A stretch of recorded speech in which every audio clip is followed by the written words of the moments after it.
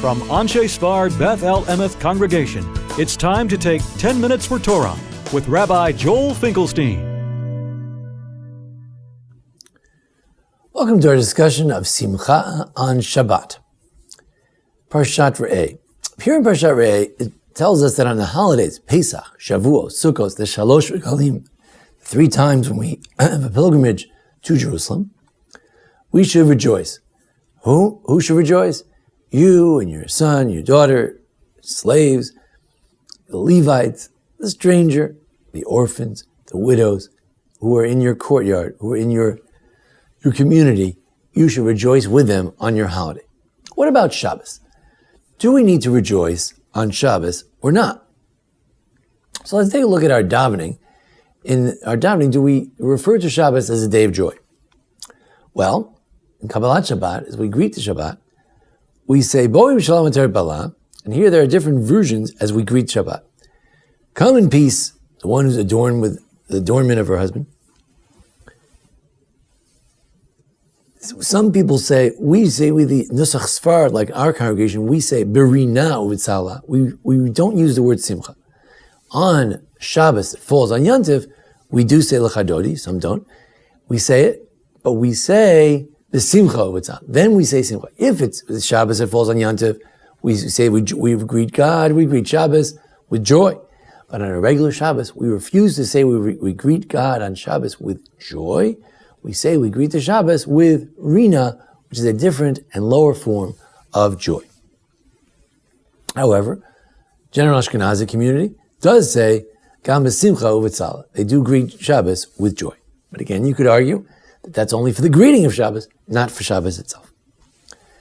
Then we make a prayer. At every one of our prayers, Mariv, Shacharis, Mincha, Musaf, we make a little prayer for Shabbos. It's not much of a prayer. Shabbos, we don't have petitionary prayer. One petition we make: you should help us rest on Shabbos. Help us have a meaningful, beautiful Shabbos. Accept our Shabbos. What's the bottom line before we make the blessing? Makadesh Shabbat. Before we bless God, what's the last phrase is very important. So in our Siddur, most people, it says V'yanuchu v'ol kol Yisrael. V'yanuchu v'ol Yisrael, that the Jews, or all the Jews, should rest on Shabbos. That's our prayer. However, there is a Sephardic version, another version, where it says, V'yisvechu v'cha Yisrael, ohavei shemecha. Those who love your name should rejoice with you. Israel should rejoice with you, O God. And we say this on Shabbos. Somehow we do introduce the idea of simcha, or joy, on Shabbos. In the Musaf service, everybody says, Yismechu malchuscha shomer Shabbos koryoni. Everyone asks that those who are the observers of Shabbos, hopefully all Jews observe Shabbos one degree or another, that those who observe Shabbos, they should rejoice with the kingship of God. Rejoice. It sounds like maybe on Shabbos you rejoice.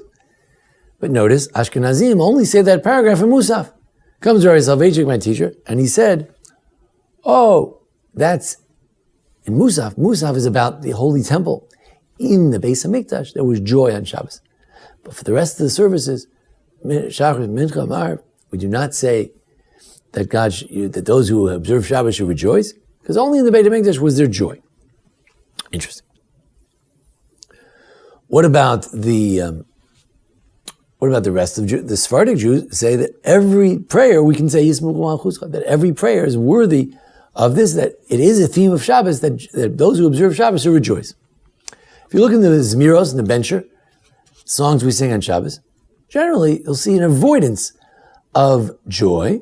For instance, there's a poem about Koach, and it would have been very natural for him to have something about Lis Moach, and rhyming with Koach, in Yom Shabbaton, English Koach, but I don't see anything about Simcha in that paragraph. However, in the poem Ki Yeshmera Shabbat, there we do say that Yom Smachotu Utisamcheni, that's a day of joy, of rejoicing, and you should make me happy. So there is an assertion of Shabbos being a day of joy. You can look at the other Zmiros and try to find references to joy or not. But what about the Rambam and his formulation? Does he say we need to rejoice on Shabbos? Well, he takes the classic formulation, which is that there are 4 mitzvahs, positive mitzvahs on Shabbos. We need to remember Shabbos, that's Kiddush. That's thinking about Shabbos throughout the week. There's Shamor. We should observe the Shabbos. There's also the prophets. Prophet Isaiah 58:13 says, that we should call to Shabbos a delight, and a delight. To enjoy is not exactly the same as happiness. It's a different word. Oneg is to enjoy. Dosh Hashem mechubad, the holy day should be honored. So we have to honor Shabbos and we have to enjoy. So what does it mean to enjoy? So we look at the Rambam. Rambam says, what's enjoyment? So he says, should prepare something shamein bioter, should be particularly fatty.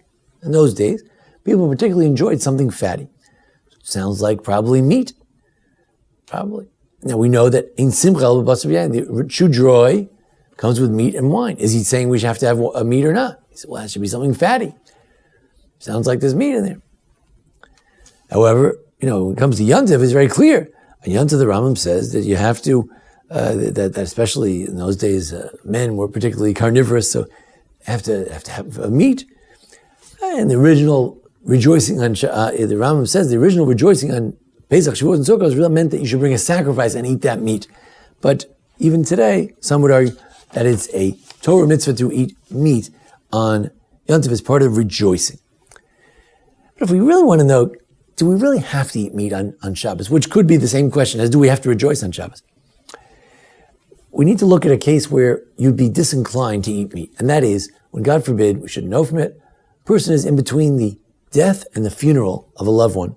They're in a state of aninut, a very severe form of mourning before the Shiva, in which you're not allowed to have meat or wine and do mitzvos. But on Shabbos, you're a regular Jew. So on Shabbos you can have, can you have meat or not? Kiddush, probably. Maybe you'll make someone else make the Kiddush. Can you drink the Kiddush?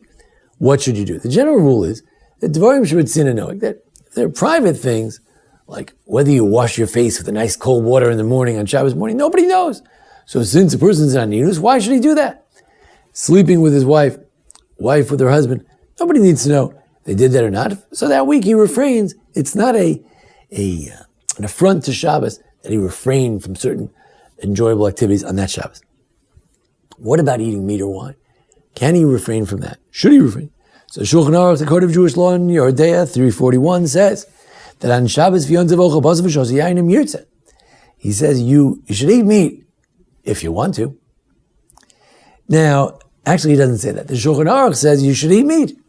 Even though you're God forbid, he's in a state of terrible mourning. Generally, there's no meat or wine, but since it's Shabbos, he can have meat and wine. He should. Comes the Ramah, the Ashkenazic authority in the Code of Jewish Law, quoting Rabbeinu Yonah's Sephardic commentary, and he says, you don't have to, only if you want to. Comes the Shach and tries to explain based on the Rabbeinu Yonah, he says, well, if you want to eat, because it's not an obligation. It's not an obligation to eat meat on Shabbos. After all, if a person was poor, the Rambam says right here, that if you're poor, so you just have cooked vegetables, something the best you can do, the best you can. So it's not an absolute thing to have meat on Shabbos. If you want to, you can. You don't have to. So it seems that if you're a vegetarian, or God forbid is a mourner, or you don't like it, Rabbi Eliezer Melamed, in the Penine Halacha, a modern contemporary Halacha Sefer, he says that the main thing is bread and something you like. Those days they like fatty meat. Today, if you like a piece of fish, it's also good. If you want to make fancy pastas and kugels and knishes and cholents, it's also good.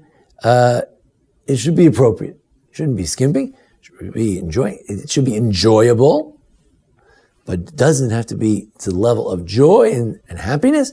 That's meat, and that's not necessary. Interesting to note that in Kabbalah they say you should have fish. For various reasons, you should have fish. Finally, in modern times, people have noticed a particular ancient source which is relevant to this question, and that is the Sifrei on Bahaloscha. Sifrei says, it's the Medrash on Bamidbar, Devarim. So it says there in Bamidbar, Parshas Bahaloscha, it says, on your day of rejoicing and on your holidays, you should blow the trumpets in great joy. So the question is, the day of joy and your holidays.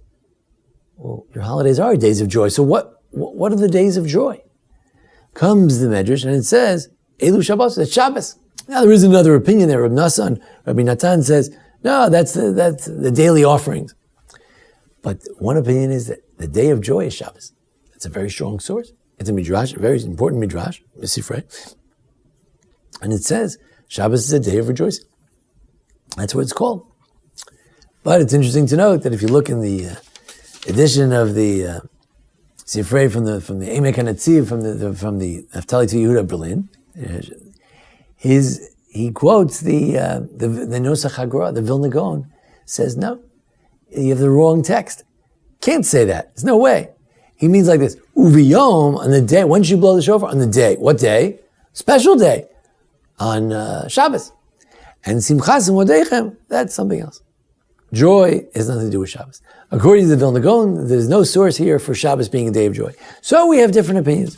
Is Shabbos a day of joy or not? Generally, there is some hesitation in our prayer book to mention joy on Shabbos. Not so clear. There's a difference between joy of Yontif, same fatty meat, but there's a difference between Shabbos and Yontif. Salvation explains as follows. There's the Ma'aseh mitzvah and the Kiyum mitzvah. The Ma'aseh mitzvah, the act of eating meat on Shabbos, is pretty much the same as Yontif. Maybe it's not obligatory, but it's important to have something enjoyable.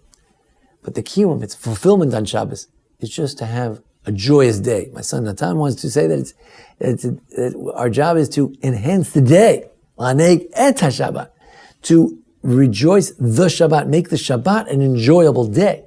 On Yontif, there's an obligation on the person that we should rejoice, and that is unique to Shabbos, to Yontif. So you can have the same meal.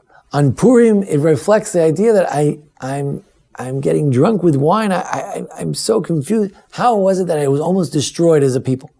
I'm having the same meal on Shabbos, and it reflects the fact that I'm trying to enhance the day to show that I give honor and bring joy to the day. And on Yontif, I'm trying to make myself more happy.